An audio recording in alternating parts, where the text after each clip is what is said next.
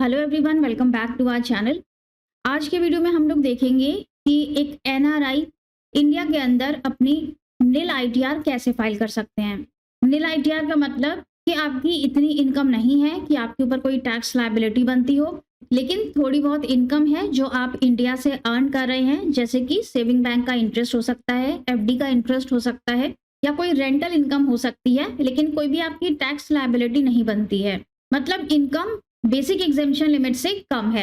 Old tax regime में basic exemption limit है 2.5 लाख रुपए की और न्यू टैक्स रिजीम में बेसिक एग्जेम्पशन लिमिट है 3 लाख रुपए की।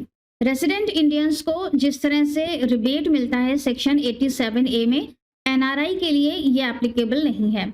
इसलिए अगर आप एनआरआई हैं तो न्यू टैक्स रिजीम में 3 लाख से ऊपर आपकी इनकम जाएगी तो वो टैक्सेबल हो जाएगी, और ओल्ड टैक्स रिजीम में 2.5 लाख के ऊपर आपकी इनकम जाएगी तो वो टैक्सेबल हो जाएगी।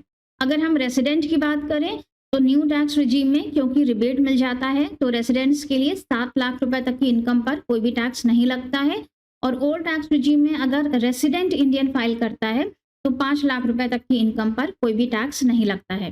पर ये रूल्स एनआरआई के लिए एप्लीकेबल नहीं होते हैं, तो इसका आप ध्यान रखिएगा। चलिए स्टार्ट करते हैं। तो सबसे पहले अपने अकाउंट में हमें लॉगिन कर लेना है। यहाँ पर सबसे पहले हम असेसमेंट ईयर सेलेक्ट कर लेंगे 25-26, online mode, continue, start new filing, individual, continue, select ITR form. NRI के लिए आईटीआर 2 और आईटीआर 3 ही एप्लीकेबल होते हैं। आईटीआर 2 तब फाइल करेंगे, सैलरी में भी फाइल कर सकते हैं, अदर सोर्सेज की इनकम है, रेंटल प्रॉपर्टी से इनकम है, कैपिटल गेन है, सब में आईटीआर 2 फाइल कर सकते हैं। लेकिन अगर आपकी बिजनेस या प्रोफेशन से भी इनकम है तब आप आईटीआर 3 फाइल करेंगे। ITR 2, proceed with ITR 2. Okay, let's get started. Taxable income is more than the basic exemption limit. इस पर by default टिक मिलेगा, लेकिन हमारी इनकम टैक्सेबल लिमिट से कम है, इसलिए हम नील ITR फाइल कर रहे हैं, तो हम यहाँ अदर्स पर टिक लगा देते हैं, कंटिन्यू। अब ITR 2 में आपको शेड्यूल्स सेलेक्ट करने हैं कि कौन कौन सी आपकी इनकम है। इनकम जानने के लिए आपको अपना AIS और 26AS ज़रूर चेक करना है, और आपकी ITR इन दोनों डॉक्यूमेंट्स के साथ मैच होनी चाहिए। AIS को डाउनलोड करने के लिए यहाँ से डाउनलोड कर लेंगे AIS, प्रोसीड, AIS। ये यहाँ पर इस तरह से आपका TIS, AIS दोनों एक ही बात है। TIS आप यहाँ पर डिस्प्ले होगा जिसमें कि आपको इनकम्स पता चल जाएंगी। सेविंग बैंक से इंटरेस्ट आ रहा है, रिसिट ऑफ फॉरेन रेमिटेंस है, इंटरेस्ट है एफडी का, या कोई रेंटल वैल्यू प्रॉपर्टी है, या कोई सेल परचेज है, सारी चीज़ें आपको यहाँ से पता चल जाती हैं। कोई आपकी ऐसी इनकम है जो यहाँ पर डिस्प्ले नहीं हो रही है तो उसे भी आप आईटीआर में एडिट करके ऐड कर सकते हैं। जो भी आपकी रियल इनकम्स हैं हमेशा वही आप आईटीआर में दिखाएंगे। आईटीआर 2 पे चलते हैं। अब यहाँ सबसे पहले हमें शेड्यूल सेलेक्ट करने हैं, तो इनकम। अब इसमें इनकम से रिलेटेड सारे शेड्यूल्स आ जाएंगे, हमें जो चाहिए है हम सिर्फ उसी पर टिक करेंगे। सैलरी को हटा देंगे, हाउस प्रॉपर्टी हटा देंगे। सेविंग बैंक इंटरेस्ट के लिए हमें सिर्फ जाना है अदर सोर्सेज के शेड्यूल में, इसको टिक रहने देते हैं, बाकी कोई एप्लीकेबल नहीं है। फिर आता है डिडक्शंस। डिडक्शंस कुछ भी नहीं मिलेंगे न्यू टैक्स रिजीम में, तो इसको ऐसे ही ब्लैंक रहने देंगे, सारे शेड्यूल्स पर ब्लैंक है। टैक्सेस के शेड्यूल को भी ऐसे ही रहने देते हैं। इसके बाद है अदर्स। अदर्स में इस केस में कैपिटल गेन नहीं है, इसलिए हम ये शेड्यूल्स हटा देते हैं। साइला, बाफला और CFL ये सारे कैपिटल गेन दिखाने के लिए होते हैं, इन सब को भी हमने हटा दिया। बाकी ये शेड्यूल AMTC ये टैक्स क्रेडिट के लिए है, तो इसे हम एज इट इज रहने देते हैं। Continue, continue. Are you opting for new tax regime? Yes, continue.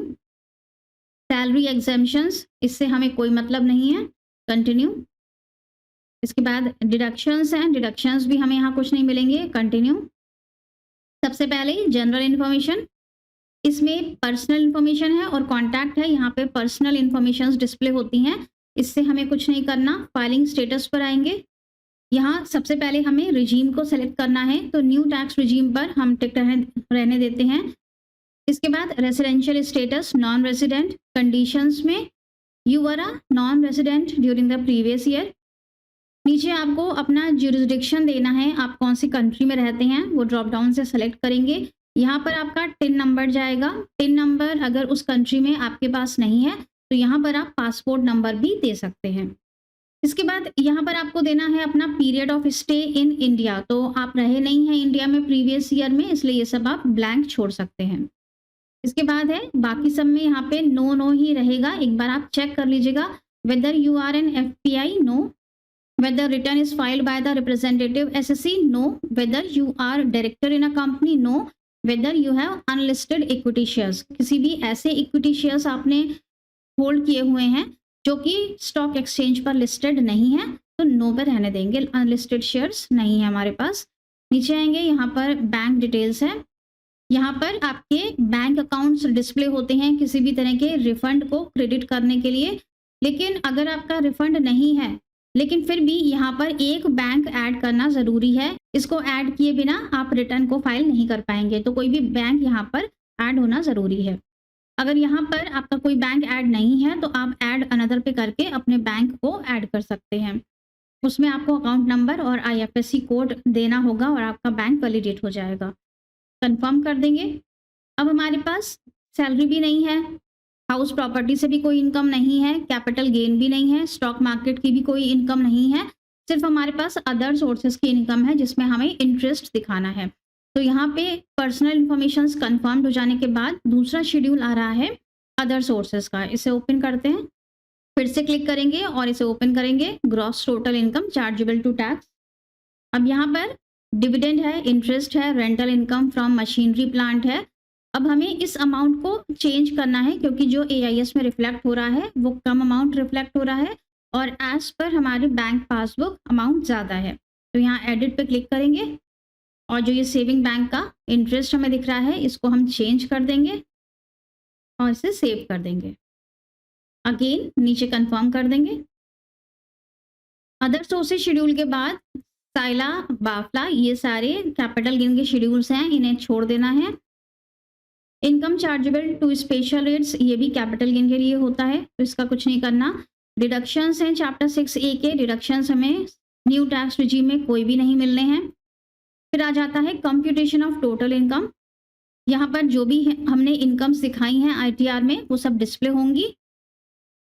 अगर आपको एफडी का इंटरेस्ट भी दिखाना है तो वो भी आप यहीं पर दिखाएंगे, इनकम फ्रॉम अदर सोर्सेज में जहाँ पर इंटरेस्ट डिस्प्ले हो रहा था उसी में हम एफडी का इंटरेस्ट भी दिखा सकते हैं। तो अब नीचे आएंगे, यहाँ पर और कोई इनकम नहीं है, इसे कंफर्म कर देंगे। टैक्सेस पेड, पहला वाला शेड्यूल सैलरी के लिए है जो एप्लीकेबल नहीं है। दूसरा वाला शेड्यूल ये एफडी के इंटरेस्ट के लिए होता है। अगर कोई टीडीएस आपका डिडक्ट हुआ है एफडी पर तो वो यहाँ पर डिस्प्ले होता है। अब यहाँ पर एक एंट्री डिस्प्ले हो रही है जो कि फॉरेन रेमिटेंस की है। फॉरेन रेमिटेंस पर टीडीएस डिडक्ट होता है।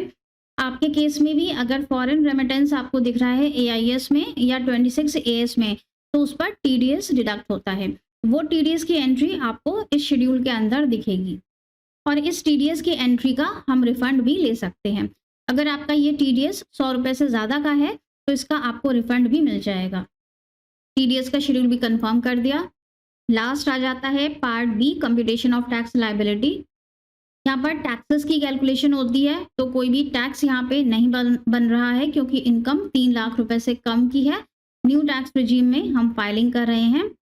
टैक्सेस जो पेड हुए हैं हमारे फॉरेन रेमिटेंस पर वो 100 रुपये से ज़्यादा के हैं और रिफंड का अमाउंट यहाँ पर आ जाएगा। Confirm, proceed to verification, proceed to validation. अब यहाँ पर हमारे पास एरर्स आ गए हैं। एरर में देखते हैं कि क्या क्या है। ये एरर्स भी देखना बहुत ज़रूरी है क्योंकि बहुत सारी आईटीआर्स में एरर आ जाते हैं और घंटों की मेहनत के बाद भी वो सॉल्व नहीं होते हैं।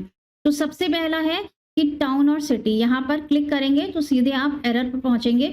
दूसरा है पिन कोड नहीं डाला है इस, और ये एरर हमें मिलेगा पर्सनल इन्फॉर्मेशन में जो सबसे पहला शेड्यूल होता है।